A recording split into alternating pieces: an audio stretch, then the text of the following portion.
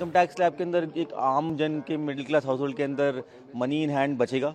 तो money in hand बचता है तो फिर आप इन्वेस्टमेंट्स एक्सपेंडिचर दोनों करते हैं तो एक कंज्यूमर बेस्ड इकोनॉमी बनेगी तो देश की ग्रोथ के लिए फ़ायदा होगा। बजट काफ़ी अच्छा अनाउंस किया है। बहुत टाइम से ये पर्सनल टैक्स स्लैब्स के लिए ऊपर सीमा बढ़ाने की बात कर रहे थे, तो इसके अंदर काफ़ी बड़ी छूट दी गई है, तो इससे कंज्यूमर इकोनॉमी काफ़ी बढ़ेगी और मैं काफ़ी उत्साहित हूँ बजट देख के। It's very welcome and it was required for the middle class. It will certainly spur consumption and therefore investment and employment. Just set in place a virtuous cycle. The middle class, therefore, is not been subjected to any tax because up to 12 lakhs you cover almost all the middle class. So the income is freed today and that income will go back into consumption and therefore push capex. So it's a virtual cycle. आम वर्ग के लिए जैसे कि हम सब ने सुना, इनकम टैक्स में 12 लाख तक की लिमिट पे नो टैक्स अनाउंस किया गया है, जो कि एक बहुत बड़ा रिलीफ है। इस बजट में द बेस्ट पार्ट इज़ कि सभी सेक्टर्स को देखते हुए ये बजट फॉर्म किया गया है। हर एक सेक्टर के लिए बहुत बेनिफिशियल इस बजट को बनाया गया है। ग्रीन एनर्जी के लिए जो इन्वेस्टमेंट के लिए जो बीसीडी का एग्जाम्पशन दिया गया है वो मुझे बहुत अच्छा लगा, और स्पेशली जो टैक्स स्लैब रेट्स जो आई हैं स्पेशली वो सैलरीड पीपल को बहुत बेनिफिट करेगी, जिससे ओवरऑल अपनी इकोनॉमी बूस्ट ही होगी। इनकम टैक्स स्लैब के अंदर एक आम जन के मिडिल क्लास हाउस होल्ड के अंदर मनी इन हैंड बचेगा। तो मनी इन हैंड बचता है तो फिर आप इन्वेस्टमेंट्स एक्सपेंडिचर दोनों करते हैं तो एक कंज्यूमर बेस्ड इकोनॉमी बनेगी तो देश की ग्रोथ के लिए फ़ायदा होगा। कुल मिलाकर बजट का एक ओवरऑल व्यू की यदि बात की जाए तो किस प्रकार का बजट संक्षिप्त शब्दों में? बजट काफ़ी अच्छा अनाउंस किया है। बहुत टाइम से ये पर्सनल टैक्स स्लैब्स के लिए ऊपर सीमा बढ़ाने की बात कर रहे थे, तो इसके अंदर काफ़ी बड़ी छूट दी गई है, तो इससे कंज्यूमर इकोनॉमी काफ़ी बढ़ेगी और मैं काफ़ी उत्साहित हूँ बजट देख के। Income tax, I think I already mentioned, is very welcome and it was required for the middle class. It will certainly spur consumption and therefore investment and employment. Just set in place a virtuous cycle, and I think also it will, when more consumption happens, it also adds a share of buoyancy to revenues as well. The middle class, therefore, is not been subjected to any tax because up to 12 lakhs you cover almost all the middle class. So the income is freed today and that income will go back into consumption and therefore push capex. So it's a virtual cycle. How was the budget from industry perspective? I think the demands met.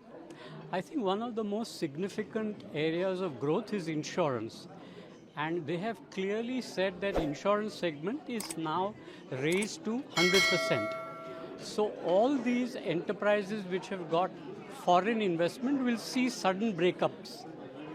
They will exclude themselves from Indian insurers and set up insurance as a wholly owned subsidiary.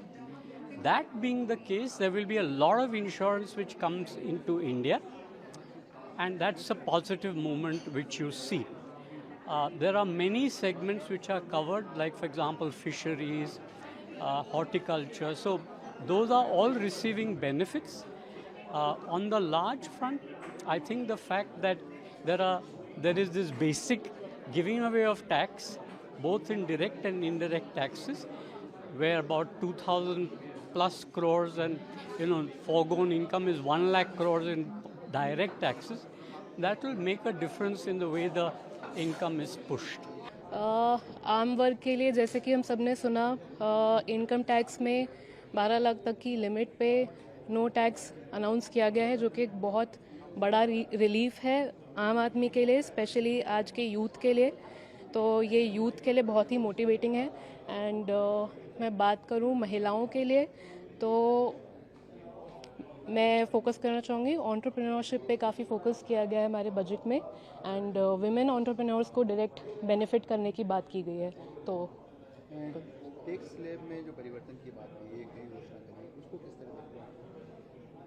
Income tax ji slab में परिवर्तन की बात की। जी, तो income tax slab में जो परिवर्तन किए गए हैं, ओवरऑल कॉमन मैन को बहुत रिलीफ मिलेगा, ताकि वो जो अपना उनके एक्सपेंडिचर हैं, सेविंग्स में उनको बहुत रिलीफ मिलेगी, एक्सपेंडिचर उनका डेफिनेटली बढ़ेगा, जो कि ओवरऑल हमारी इकोनॉमी के जीडीपी की तरफ काफ़ी हेल्पफुल रहेगा। इस बजट में द बेस्ट पार्ट इज़ कि सभी सेक्टर्स को देखते हुए ये बजट फॉर्म किया गया है। हर एक सेक्टर के लिए बहुत बेनिफिशियल इस बजट को बनाया गया है। मुझे जो अपील किया वो एक तो वुमेन एंटरप्रेन्योर्स को अपलिफ्ट करने के लिए जो रिफॉर्म्स बनाए गए हैं, स्टार्टअप्स के लिए जो रिफॉर्म्स बजट में बनाए गए हैं, और जो ग्रीन एनर्जी के लिए जो इन्वेस्टमेंट के लिए जो बीसीडी का एग्जाम्पशन दिया गया है, वो मुझे बहुत अच्छा लगा। और स्पेशली जो टैक्स स्लैब रेट्स जो आई हैं, स्पेशली वो सैलरीड पीपल को बहुत बेनिफिट करेगी, जिससे ओवरऑल अपनी इकोनॉमी बूस्ट ही होगी। टैक्स स्लैब में जो परिवर्तन की बात की है उसे किस तरह देखते हैं? उससे मुझे लगता है कि टैक्स फाइनली गवर्नमेंट खुद ना लेके उन जो टैक्स पेयर्स हैं, जो इनकम खुद जनरेट कर रहे हैं, उनको और